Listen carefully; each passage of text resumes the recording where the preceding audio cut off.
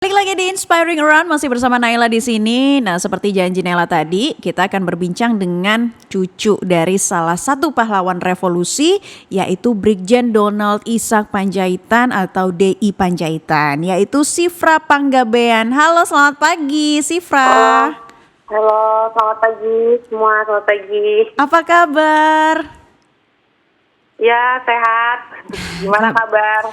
Sama sehat selalu ya, kabar baik untuk Sifra dan keluarga. Nah, Sifra ini adalah cucu keberapa dari putra atau putri keberapa Opa DI Pandjaitan, Sifra? Aku anak Pak DI Panjaitan itu ada 6 Mm-mm. anak ya, generasi keduanya ada 6, 4 wanita, 2 pria. Aku adalah anak dari yang keenam, yang bungsu, Ibu Riri Panjaitan. Jadi aku kalau cucu posisinya ke-8. Cucu itu ada Oh, 12, 6 cewek, 6 cowok imbang. Cucu dari Panjaitan ada 12. seru sekali ya, bisa imbang ya. Iya. Oke. Nah, ini berarti Sifra, kalau Sifra sendiri anak keberapa dari orang tua Sifra? Aku anak kedua dari 3 bersaudara. Tengah. Cewek sendiri Hmm, lagi. seru ya. Nah, Sifra, 56 tahun yang lalu tepat di tanggal ini nih, sebuah tragedi buruk terjadi di negeri ini, dan salah satu yang menjadi korban dari tragedi ini adalah opa dari Sifra, yaitu Brigjen DI Pandjaitan. Apa Nah, sih Sifra yang diceritakan Oma atau orang tua Sifra pada waktu itu gitu ya, sampai dengan sekarang tentang peristiwa itu pada Sifra?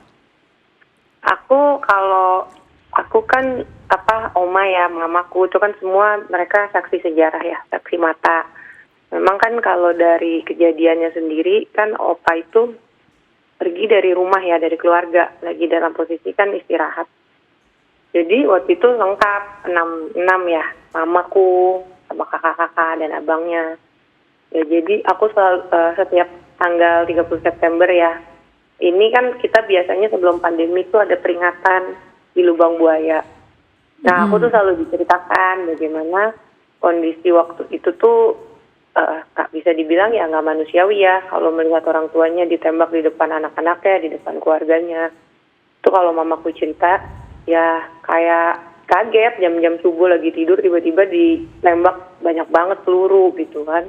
Jadi Mm-mm. kalau pas melek tuh peluru udah lewat-lewat depan mata sampai tiarap semua gitu. Dan akhirnya lihat opa pergi, disuruh turun, terus mama semua lihat bagaimana opa ditembak dari rumah.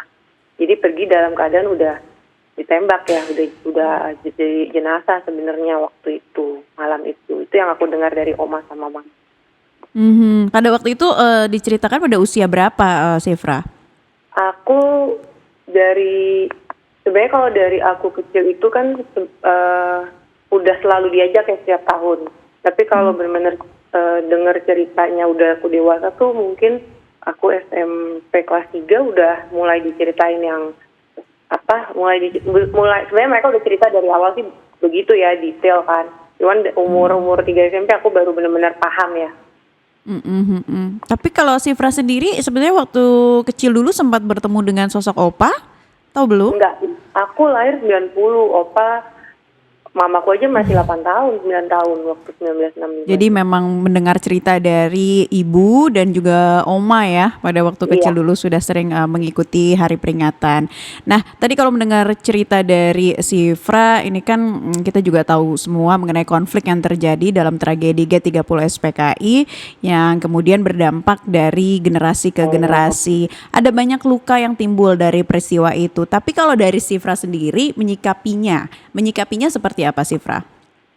aku menyikapinya ya memang kalau membahas 1965 itu kita pasti akan membahas luka ya, terus kengerian karena itu kejadian juga memang tidak apa ya tidak tidak biasa, tidak lumrah lah terjadi di ini ya, dalam pergeseran politik saat itu. Memang itu menurut aku itu paling paling masif lah waktu itu ya, seperti itu kejadiannya. Cuman Mm. kalau aku sebagai generasi ketiga ya aku melihatnya itu pelajaran, itu nomor satu ya, pelajaran dari kita bisa melihat sejarah seperti itu, tapi sebenarnya jadinya kita harus waspada agar tidak terulang kejadian eh, seperti di tahun 65. Nah, aku jadi mengambil pelajarannya kalau konflik itu nggak bisa dilihat sebagai ini ya, kita nggak bisa lihat tuh satu sisi ya, karena akan banyak sisi kalau membahas 1965 itu. Korbannya juga sangat banyak kalau kita lihat secara literatur sejarah. Jadi aku kalau melihat itu tidak ada suatu kebaharuan kalau dimulai dari kebencian dalam melihat sejarah 1965. Karena memang isinya udah sangat, kalau dibilang ya, udah sangat pekat, udah sangat banyak kekelaman. Jadi kalau dilihat dari generasi ketiga melihat lagi dengan cara yang sama, dengan kacamata yang sama, nggak ada suatu kebaruan, seperti tidak ada jalan keluar ya. Jadi aku melihat itu lebih kepada sebuah pelajaran, sebuah lesson learn untuk generasi sekarang. Jangan sampai terulang kembali, harus waspada juga. Bukan kita akhirnya, maksudnya walaupun itu kelam, memang kita tidak boleh melupakan sejarah, tapi kita juga harus waspada dengan ancaman-ancaman yang mungkin muncul. Tapi ancaman zaman sekarang kan juga sudah berubah ya, udah teknologi informasi itu udah lebih pesat. Jadi aku lebih memandang ke sana.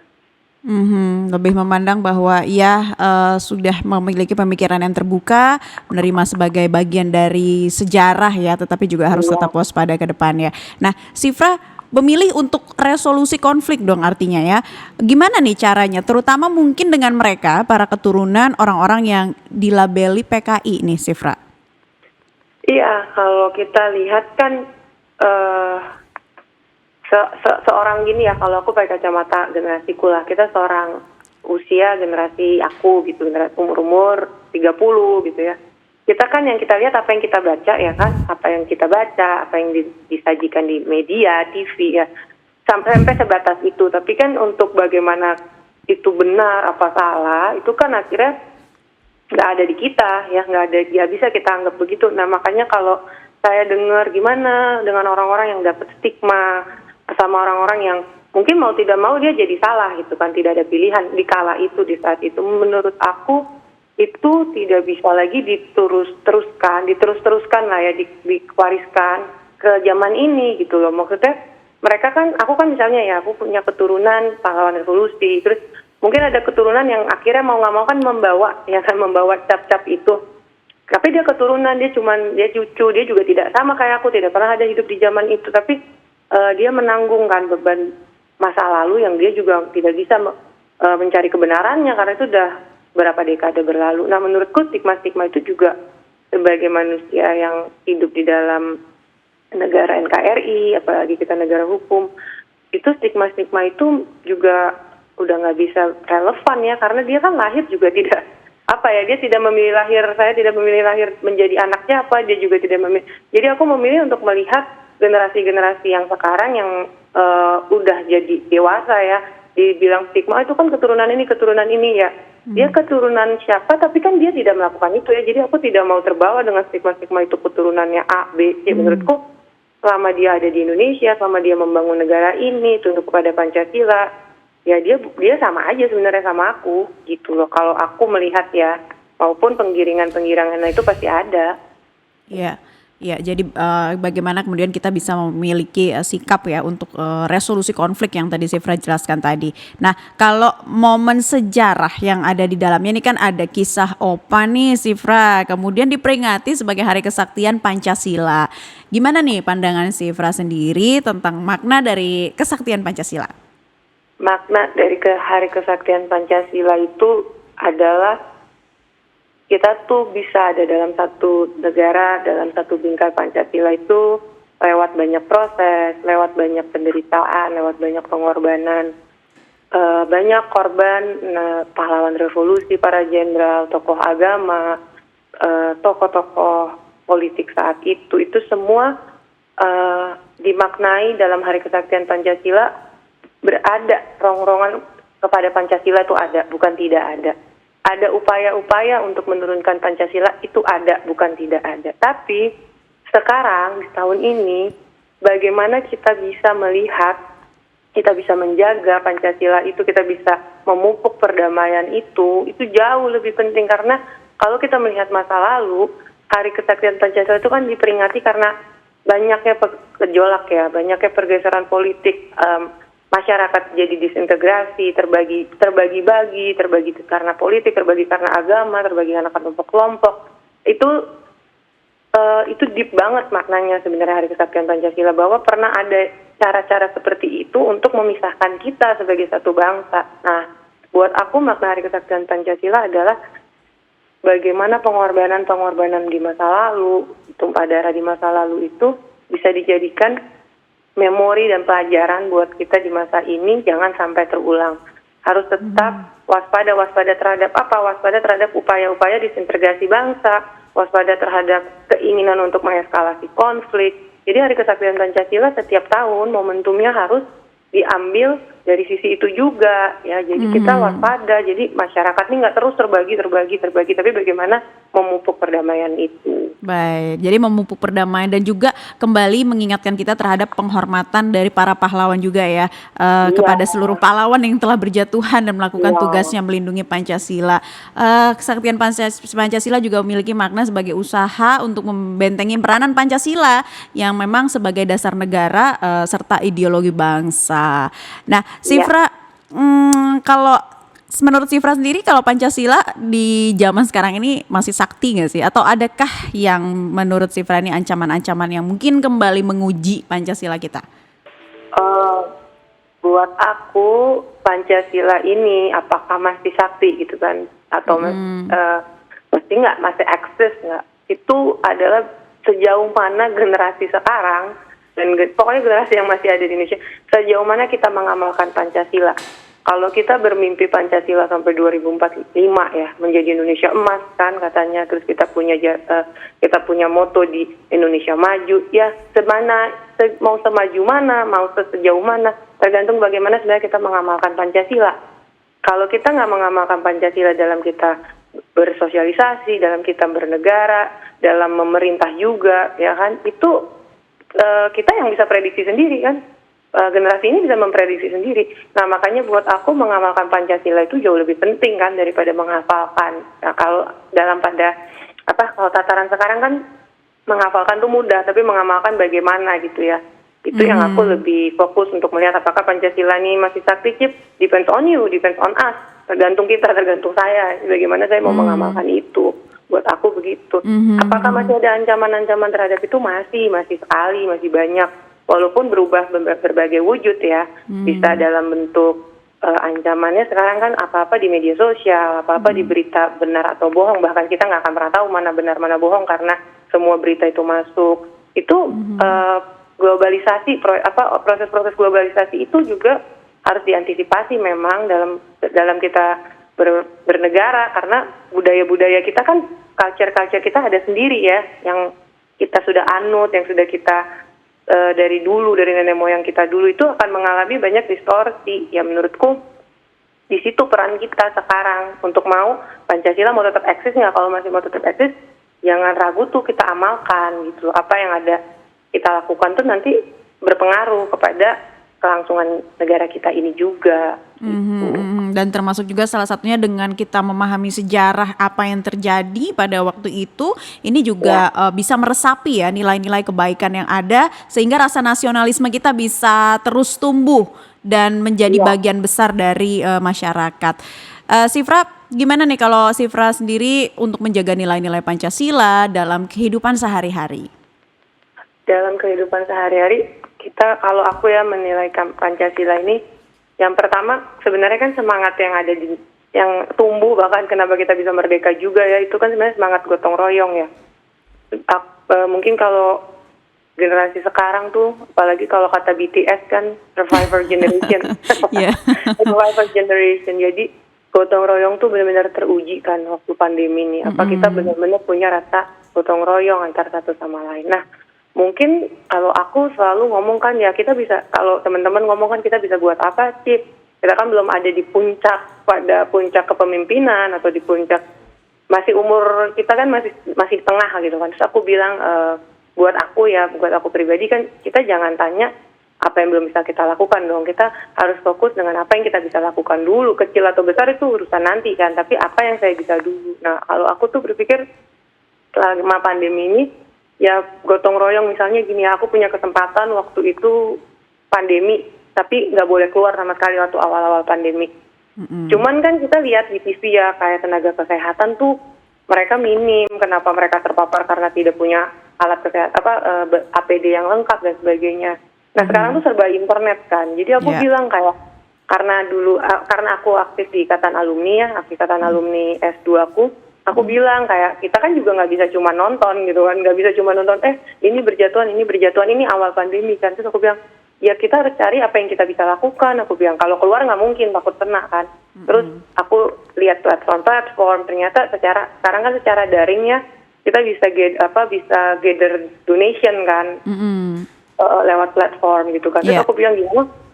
Terus ada platform yang memang dia tuh udah mengumpulkan, dia bisa menerima pengumpulan, dia juga bisa menyalurkan gitu kan. Terus aku gaungkan, aku bilang kayak ngajak gitu kan, ayo dan terkumpul lumayan waktu itu terkumpul karena kita cuma via WhatsApp aja sebenarnya kan.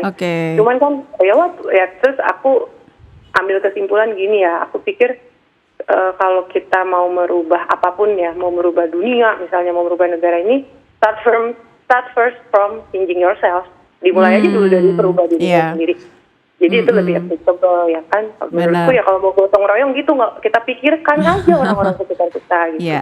Punya self belonging gitu ya kan. Start from yourself, mulai dari diri sendiri, dan apa yang Sifra ceritakan ini juga bisa menjadi cerminan bahwa nilai-nilai Pancasila ternyata masih bisa diterapkan loh sekarang di kehidupan sehari-hari, di tengah-tengah lingkungan kita dalam berkehidupan dan juga bermasyarakat. Ini dikenal sebagai bagian dari sejarah pembuktian kesaktian Pancasila. Namanya ada dalam sejarah negeri ini. Namun gimana sih sosok Opa di mata cucunya dari yang diceritakan oleh orang terdekat Opa, yaitu Oma dan orang tua Kak Sifra? Apa sih yang diceritakan mereka? Yang diceritakan mereka tuh adalah Opa tuh ada orang yang religius banget ya. Aku sampai nanya kan, kenapa sih Opa dibilang religius gitu ya. Terus kata Oma, Opa tuh udah melewati banyak ya perang-perang kemerdekaan. Mungkin bisa dibilang hidupnya itu dari dia lulus SMA sampai tahun 45 itu mungkin di hutan aja gitu, perang. Jadi Oma tuh cerita, Opa tuh dari hutan ke hutan, kerjanya gerilya di Riau, di Sumatera, itu bawa pasukan terus untuk melawan penjajah. Terus aku bilang kan, tanya-tanya sama Oma, kok Opa di hutan mulu bisa ketemu Oma gitu kan. Terus kata Oma, ya ada waktu itu kesempatan perang di Sumatera, terus ketemulah di kampung Oma, dikenalin gitu ya ceritanya. Terus dia jatuh cinta sama Oma gitu, sesama orang Batak kan, dan Oma Tambunan waktu itu.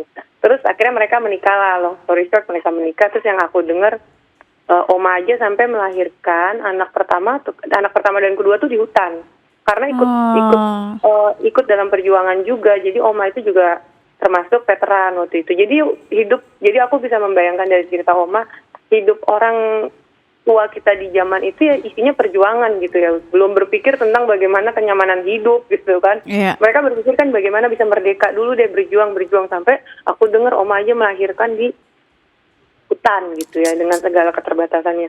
Nah di situ kata Oma, Opa tuh bisa masuk tahun 60, 50 ya, Indonesia udah merdeka 5 tahun. Opa tuh malah lebih banyak setelah keluar dari hutan itu dan mulai membangun negara ini, dia lebih banyak baca buku. Jadi aku bilang sama Oma, kok bisa ya, maksudnya orang yang backgroundnya tuh perang kok tiba-tiba udah negara kita 45 selesai tuh bisa baca buku. Ternyata itu pribadi Opa yang asli ya, setelah negara ini merdeka. Ternyata Oma baru, ya maksudnya aku dengar dari Oma juga baru menceritakannya, ternyata tuh beliau tuh sebenarnya orang yang suka membaca buku dan dia sangat religius. Terus aku bilang, kenapa Oma bilang religius? Aku bilang gitu. Jadi katanya dulu Opa pernah dipanggil dari kolonel ya, waktu itu masih kolonel, dipanggil sama Bung Karno, kata Oma gitu ya. Aku cerita dipanggil sama Bung Karno. Katanya mau dijadiin bintang 1 di atas sarannya Pak Ahmad Yani. Terus Opa bilang sama Oma kan, aduh gitu, mungkin gimana ya saya mau menghadap presiden ini gitu kan, menghadap Bung Karno. Terus kata Opa, ya udah ayo duduk kata Oma di kamar tidur. Terus Opa ngajak berdoa buat besok. Terus di situ aku lihat, oh iya nih Opaku memang orang yang sangat ini ya, sangat keimanannya teguh. Dia ngajak Oma berdoa, yuk berdoa besok saya mau ketemu Bung Karno untuk tahu dia setuju tidak kalau saya jadi bintang 1. Karena kan kalau bintang 1 tuh dulu beda ya sama sekarang. Sekarang kita tuh udah nggak bisa hafal nama-nama jenderal karena kan banyak. Kalau dulu itu jenderal tuh sedikit sekali. Jadi kalau udah ada jenderal udah pastilah Bung Karno, orang-orang ring 1 tuh udah pasti tahu, tidak mungkin nggak kenal satu sama lain atau maksudnya nggak berelasi gitu ya. Jadi Opa waktu itu sangat kepikiran gitu sampai ngajak Oma berdoa. At the end of his life, dia pun akhirnya dijemput sama PKI itu kan dari rumah ya. Di akhir hidupnya aja di depan gerbang kan Opa dibilang, ayo cepetan gitu kan, dipanggil mulia intinya gitu. Terus kata Opa, oh iya Opa turun ke lantai 1, terus dia bilang ke orang-orang yang jemput itu ya, kasih saya waktu dulu untuk berdoa, saya belum berdoa. Nah, posisinya dia sudah pakai baju sebagai angkatan darat, dia waktu itu udah bintang 1. Terus dia lipat tangan berdoa, kata Oma ya. Semua lihat, Mama lihat dari atas, oh Opa lagi berdoa. Nah pas berdoa itu dikelilingin sama orang semua yang pakai senjata, bukan senjata pistol ya, tapi senjata laras panjang. Itu kata Oma lebih dari 5-10 orang. Terus dia lipat tangan, setelah dia lipat tangan dia minta waktu berdoa, terus dibilang cepetan gitu kan. Opa masih berdoa, masih lipat tangan, akhirnya ditembak dalam posisi berdoa. Terus itu saya bilang, oh bukan, jadi mungkin kalau orang pikirkan memang benar ya, opanya siap ya, udah berdoa, memang udah mau memberikan nyawanya ya kepada yang Maha Kuasa. Tapi sebenarnya itu juga ternyata lifestyle-nya dia, bukan hanya saja ketika dia dijemput, kayak seperti aku bilang, waktu dia udah kolonel mau dikasih setuju atau tidak setuju oleh Bung Karno, dia pergi ke istana, malamnya aja dia sudah ngambil sikap berdoa. Jadi di situ aku tahu keimanannya itu memang teguh ya, keimanannya itu akhir dari kisah hidupnya pun dia melipat tangan. Itu sih yang aku lihat. Jadi benar-benar sosok yang paling melekat di mata cucu-cucunya termasuk Sifra adalah Opa D. Panjaitan. Dia sosok yang religius dan juga suka membaca buku. Tapi memang tadi kalau Sifra cerita, kita berimajinasi kembali nih di zaman dahulu ketika para pahlawan berjuang untuk mencapai gitu ya kemerdekaan pada saat itu. Kemudian juga Oma Sifra bercerita. Jadi mengingatkan kita kembali, yang semoga juga bisa menyadarkan MG listeners bahwa ini loh perjuangan dari para pahlawan kita. Kita harus kembali mengingatkan lagi makna dari kesaktian Pancasila. Nah, kalau Sifra ini sekarang ini pekerjaannya sebagai apa, dan Sifra ini kan juga alumni Universitas Pertahanan Negara ya, atau Unhan ya Sifra ya? Iya. Wah, Universitas Pertahanan Negara. Nah, ini apa nilai-nilai yang melekat nih pada diri Sifra sebagai alumni dari universitas tersebut? Jadi kalau aku sendiri saat ini profesinya sebenarnya corporate lawyer. Aku fokusnya sebenarnya di bidang hukum. Nah, memang S2 aku beda ya, nggak linear sama S1 ku hukum. Aku ambil Fakultas Strategi Pertahanan di Universitas Pertahanan. Nah, program studinya tuh sebenarnya Peace and Conflict Resolution. Memang aku mau mengambil Peace and Conflict Resolution, yang nggak bisa bohong juga karena historis keluarga Opa gitu ya. Aku mau melihat sisi-sisi perdamaian juga. Sebenarnya kan sesuatu yang dibangun dari perdamaian juga bisa, kan nggak harus membangun dari pertikaian. Nah, aku awalnya ngambil itu, fokus ke situ karena mau mendalami perdamaian dan konflik itu bagaimana. Itu kenapa jump off-nya ke ilmu itu gitulah. Memang dia dalam waktu itu ya, dia dalam satu pohon dengan ilmu pertahanan. Gitu. Oke, berarti di dalamnya masih melekat ya. Sifra sebetulnya juga ingin mengingatkan kembali mengenai perjuangan dan dari yang menjadi keturunan Sifra langsung ya. Iya. Oke. Nah, Sifra, kalau di momen setiap tanggal 30 September atau 1 Oktober katakanlah, biasanya kalau bersama keluarga ada acara tersendiri misalnya? Kalau tanggal 30 ini, kalau ini tidak pandemi, biasa kita kumpul di Lubang Buaya. Itu diselenggarakan oleh Angkatan Darat, TNI Angkatan Darat. Itu biasanya kita doa bersama kepada pahlawan yang gugur di tanggal 30 September. Bukan hanya saja pahlawan revolusi, tapi juga orang-orang tokoh-tokoh yang gugur ya saat itu. Nah, itu kita berdoa bersama. Itu sesuai agama masing-masing. Jadi ada yang Muslim ada doa tahlilan ya, yang Kristen ada ibadah. Jadi kita serentak lah berdoa bersama. Itu di situ kita ngumpul bisa ketemu di situlah sama keluarga pahlawan revolusi lainnya, Pak Ahmad Yani, Pak Emre Haryono, keluarga Pak Sutoyo, keluarga Pierre Tendean. Itu kita ketemu dengan adanya doa bersama itu kita ketemu setiap tahun. Tuh. Baru 1 Oktobernya pagi-pagi itu upacara di Lubang Buaya lagi. Cuman bedanya penyelenggaranya itu sudah Kemendikbud, inspekturnya sudah Bapak Presiden. Tiap tahun kita mengingatlah di situ lihat Lubang Buaya itu tiap tahun di situ Opa sama teman-temannya dimasukkan ya. Kalau lihat lubangnya langsung mungkin pendengar-pendengar bisa mengunjungi di Lubang Buaya di Jakarta Timur. Itu lubangnya ya benar-benar segitu aja, makanya aku bingung lihat bapak-bapak yang besar-besar begitu. Waduh, tuh lubangnya kecil sekali. Itulah pengorbanan mereka ya sampai akhir. Bisa melihat langsung ya di sana, terutama ketika ya setiap tahun keluarga dari para pahlawan itu juga ikut datang ya, Sifra ya. Iya, dan itu museum ya, kalau misalnya memang tertarik bisa sih sebenarnya publik juga datang untuk melihat langsung. Iya, Sifra di akun Instagram kalau nggak salah setahun lalu nih, Sifra sempat menulis biar kami yang lanjutkan seluruh mimpi dan harapan, benar nggak Sifra? Iya pernah. Nah, ketahuan. Awal ya di momen Hari Kesaktian Pancasila, apa maknanya yang ingin Sifra sampaikan itu? Kalau aku bilang lanjutkan apa yang mereka impikan, impian para pahlawan revolusi untuk Indonesia itu besar, masih banyak.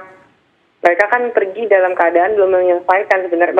Maksudnya mereka ada mimpi tapi ternyata kan harus diselesaikan di saat itu ya, dalam satu malam. Kejadian 30 September. Yang pertama yang aku lihat kalau Opa itu orang yang punya keinginan dalam tulisan-tulisannya dan bukunya. Kalau aku baca, dia punya keinginan negara ini tuh jadi jadi negara yang saling mencintai perbedaan. Itu yang aku selalu lihat. Bagaimana Opa dalam foto-fotonya ya, itu sama tokoh-tokoh agama tuh dekat sekali, akrab sekali. Dia seorang yang bisa bisa menyatukan orang agama apapun gitu ya, berbeda kepercayaan tapi satu. Semua dia silaturahmi, semua dia dengerin keluh kesahnya. Itu aku lihat Opa sebenarnya kayaknya kalau pensiun, Opa aku tuh sebenarnya mau jadi ini kayaknya tokoh-tokoh orang yang religius gitu kayaknya ya, kayak mau berforum dengan orang-orang yang berbeda kepercayaan agama. Nah, kalau apa yang aku pengen lanjutkan di sekarang tuh itu, aku melihat orang fans banget sama keperbedaan gitu. Kenapa sih gitu? It's okay to be different sebenarnya kan. Kita bisa berkolaborasi, jangan berkompetisi, jangan bertikai gitu. Kenapa kalau dengar perbedaan tuh yang maksudnya kenapa harus melihat perbedaan itu sebagai ancaman? Itu sih sebenarnya buat aku. Kalau aku mau melanjutkan, aku pengen orang-orang tahu kalau perbedaan tuh juga awal dari kita bisa seperti sekarang karena kita mengaku kita berbeda, makanya kita disatukan dalam perbedaan, bukan kita memaksakan semua satu dalam harus nggak boleh ada yang beda. Itu kan justru kita bersatu karena kita berbeda, kesadaran, nggak ada yang memaksa untuk kita mau bersatu. Kita berbeda-beda tapi kita tetap satu kan, itu ya. Itu awalnya kan kita ada di negara ini sampai tahun ini ya, umurnya udah tua lagi kan, dari 45 ke 2021. Ya aku mau melanjutkan seperti itu. Jadi kalau aku bilang, aku tidak suka berita-berita yang selalu mengelompokkan, kayaknya di masyarakatnya kalau nggak dikelompok, nggak dibagi-bagi tuh kayaknya nggak bagus gitu ya kan. Aku nggak mau tuh, aku mau melanjutkan kalau ya memang dari awal kita dengan sukarela kok, dengan keinginan mau bersama-sama karena berbeda, bukan memarahi atau meributkan itu perbedaan. Itu sih sebenarnya yang aku pengen banget lanjutin, dan aku nggak mau terjadi dalam diriku juga ya, melihat orang karena agamanya, melihat orang karena sukunya. Ya as human lah, sesama manusia ya kan, bagaimana bisa sama-sama berkolaborasi. Aku sekarang kalau ditanya ya mau melanjutkan Opa yang bagian itulah. Iya, dan di era sekarang ini adalah eranya kita bisa berkolaborasi ya, menghargai perbedaan. Itu yang ingin Sifra sampaikan juga, mewakili generasi muda ya Sifra. Singkat saja deh Sifra, di momentum Hari Kesaktian Pancasila ini, apa pesan yang ingin Sifra sampaikan? Singkatnya ya, kita ini jadi generasi yang di zaman sekarang udah punya tongkat estafet dari senior-senior kita untuk kita lanjutkan. Kita udah ada hidup di dalam masa yang damai. kita tidak ada lagi lihat Belanda, Jepang atau seperti yang terjadi di 65, tapi kita lebih banyak sekarang dikasih estafet untuk membangun, untuk berkolaborasi. Jadi terkait juga dengan peristiwa 1965, untuk generasiku kita tidak bisa banyak berbuat ke belakang, tapi kita bisa banyak berbuat ke depan.